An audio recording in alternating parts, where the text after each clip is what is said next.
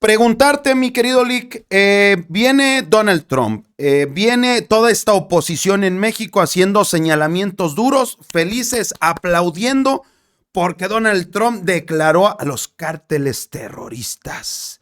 Pero nadie sale a decir, pues que empiece por casa, que empiece en Estados Unidos. Mira, me parece que tiene que ver también con una cuestión política que trata de aprovechar la oposición.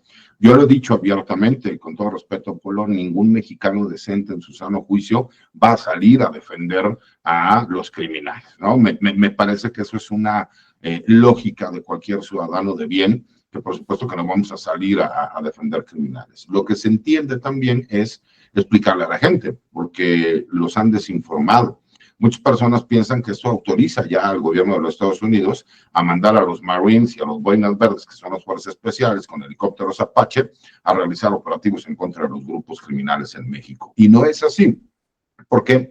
Porque recordemos que la firma de una orden ejecutiva, que es lo que hizo Donald Trump, tiene que cumplir con un proceso legislativo y jurídico. Para que nosotros lo podamos entender, una orden ejecutiva, con el mismo nombre lo dice, es una orden que firma que es el ejecutivo del gobierno de los Estados Unidos. Lo que en México vendría siendo, homologando, ¿no? Es un decreto presidencial. Pero incluso, para que la gente pueda entender, recordar un poco, esto tiene que pasar, pues, obviamente, por la Cámara Alta, ¿no? Con los congresistas de los Estados Unidos, que en equivalencia sería como el Senado mexicano, y por el Departamento de Justicia, el cual tiene que entender todas las implicaciones legales que existen. Y esto, porque te lo digo, incluso el día de ayer, no, antier, me parece el New York Times, en una nota seria, no como la del fentanilo que vimos, que casi hay del que pica y del que no pica, no, porque está con sal, con chile y limón, o de cuál quiere. Exactamente, con la Valentina ahí, etcétera, etcétera, lo cual, pues, obviamente sería imposible, y para que las personas lo puedan entender. No es lo mismo el fentanilo, que se conoce como fenodit, y algunos otros derivados, ¿no? Que se le llaman, que es el que conocemos médicamente, al fentanilo que se consume para venta como psicotrópico en las calles normalmente, ¿no? Son cosas completamente distintas y la elaboración es completamente distinta, ¿no? Aquí, ¿qué es lo que pasa? Las implicaciones legales que existen en Estados Unidos. Y el mismo New York Times retoma esta nota y señala, ok, ¿qué va a pasar con el sistema financiero de los Estados Unidos? ¿Qué va a pasar con todos estos bancos? Recordemos que incluso Bank of America, que es el banco más grande de los Estados Unidos, ya incluso fue investigado por el lavado de activos por parte de grupos criminales. Esta misma orden ejecutiva lo que señaló fue que el presidente va a tener 14 días, o el gobierno de los Estados Unidos va a tener 14 días para determinar cuáles serían los grupos criminales que se designarían como organizaciones terroristas. Pero la pregunta viene aquí.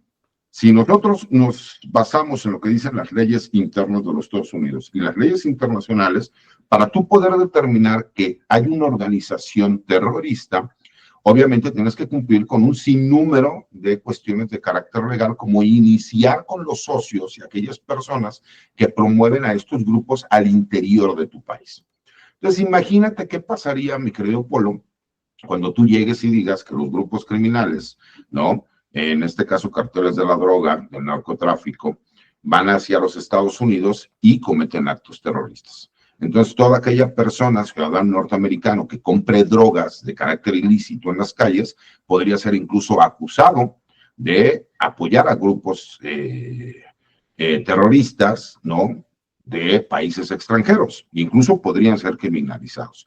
Pero ¿qué pasa también con las armadoras de armas y con las subdistribuidoras que venden armas a estos grupos delincuenciales o criminales mexicanos? Que está aparte comprobado que el 80% de estas armas entran por el territorio norteamericano y que son vendidas por empresas norteamericanas. Entonces, imagínate qué pasa también con todo el dinero, ¿no? Que se obtiene del tráfico ilícito de drogas de estos grupos criminales y que además se queda en el sistema bursátil, o sea, son los bancos en los Estados Unidos, y que es lavado ese dinero para posteriormente ser enviado a México y a algunos otros países.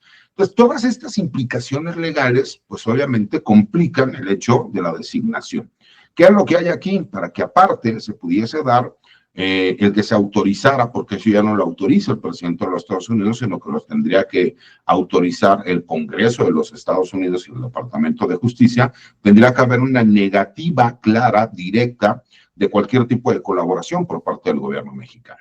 Entonces, creo que ya vimos incluso, porque acaba de dar ayer otra conferencia Donald Trump, en donde señalaba que incluso con México ya tiene conversaciones y la relación bilateral suena que pueden hacerse muchas cosas para bien, pero que con Canadá no. Y que entonces ese 25% de aranceles que quiere imponer a México y a Canadá, pues con Canadá sí seguiría con esta idea y con México no.